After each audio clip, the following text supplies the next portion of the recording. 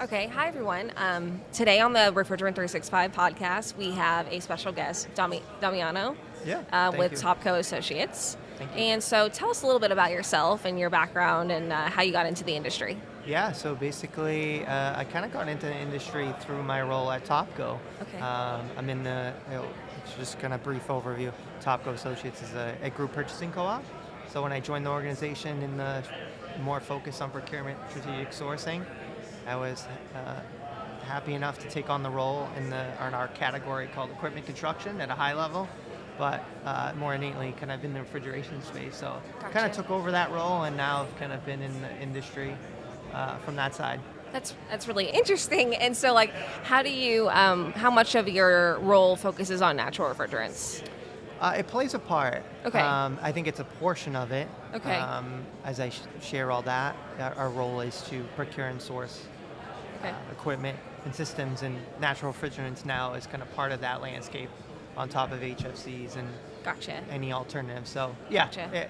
Okay. in my role, it's more over encompassing the whole space. Overall. Yeah, and natural refrigerants is part of it, and going forward could be a pretty important part, if you will. I gotcha. And is that one of the reasons why you have decided to attend ATMO? Yeah, for me, it's more of ensuring I kind of stay on top of industry knowledge, so I can go back to our members, the grocery retailers, and educate them and give them some insight that can help their business.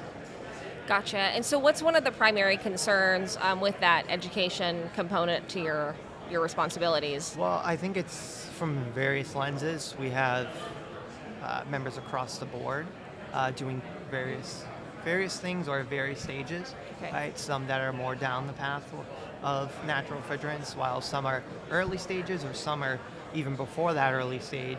Really, just I don't know what I want to do just yet.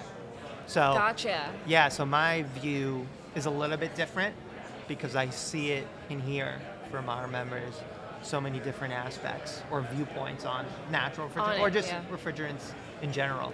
I see. So, are you really kind of balancing all of those different Yeah, opinions oh, and for viewpoints? sure. And Yeah. our approach and our organization goal is to leverage the power of aggregation within the membership to support the co-op as a whole, Gotcha. and really leverage that.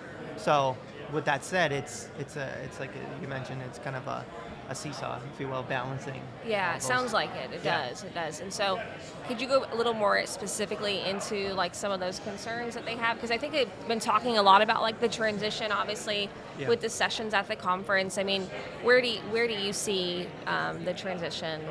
Do you think it's I think it's it's It's a a big difficult question. question. Yeah. I think it's very dependent on the retailer, and there's also, it seems to be, a regionality aspect that's important as well, and that's Okay. strictly from the more of, we'll talk about maybe the operational side and the efficiencies within it, what have you. But then there's also aspects regarding costs Yeah. that play a big part. Budgets are tight to begin with, so certainly I think one of the biggest, and some of the conversation I've heard during the conference is initial cost, right? The industry kind of maybe at times just looks at initial costs, and that's what they see, right? Instead of the total cost of ownership or Right. the lifetime cost, if you will. I think that's probably one of the major areas. And again, I think a lot of the same story we're hearing here is the knowledge base required to work on CO2 systems and what have you Yeah. is another key component. Because Okay. the landscape from a technician side is the feeling is it's not quite there yet, or maybe don't have technicians that are knowledgeable enough, or feel as though they're not prepared enough to work on the systems. It's CO2 specifically Yeah, in yeah. the grocery Yes, application correct. market. Okay. Correct. Very interesting. Yeah. And this is your first time at the here? Yes, first time in Atmosphere. Okay, nice. How are you enjoying it? Loving it. That's Yeah, great. I Yeah. like it. It's a more like it's a smaller conference, It's right? very small, and it's I think it helps with speaking with industry experts and speaking with various individuals. I think it helps instead of a larger one where you kind of get lost in the shuffle a bit more. You can get really lost in the shuffle. Yeah. The nice thing is, And the content here, Yes. from a content piece, is very, very strong. So, especially for me, my goal being to get educated as much as I can it's almost a no-brainer. Awesome. Yeah. And so what's been your favorite part of the show so far on day one?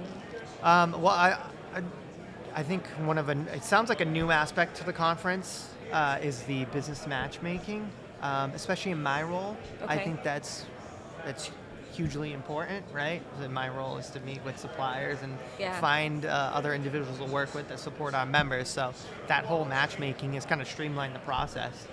Being able to meet with suppliers in quick, we'll call it 20-minute conversations, and the atmosphere team being able to kind of put guardrails around that, build a structure, and allow me, myself, and the suppliers identify, hey, I want to talk to you, and create this kind of structured approach.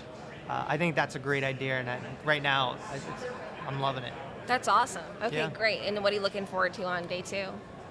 More of that, but Okay. also the education piece. I think there's quite a bit of bit of content on day two Yes. on top of day one. So Yeah. I'm looking forward to continuing to learn and the networking and the matchmaking side of it. Yeah, and I hope you definitely come back year over year. Yeah, thank you. Because it really, like, once you know, like, a lot of the people in Yeah, the room, it feels yeah. really, it's nice, you know, and like you said, it's a really small show, so you'll end up knowing a lot of the people, and Yeah, and it I just think feels that's very beneficial home. too. Yeah, it's Instead very of like the larger ones, like I said, you get lost in the shuffle and you kind of lose that more personable relationship side of it. Exactly, and it's really good for what you're doing, because Yeah. you really want to build relationships Yeah. ultimately, right? Yeah, for sure. Yeah, awesome. Awesome. So thanks so much for joining Thank us you. on Yeah, the thank you. podcast, Appreciate and definitely be sure to tune in and subscribe. Okay, Yeah, thank you. Thank you. Thank you.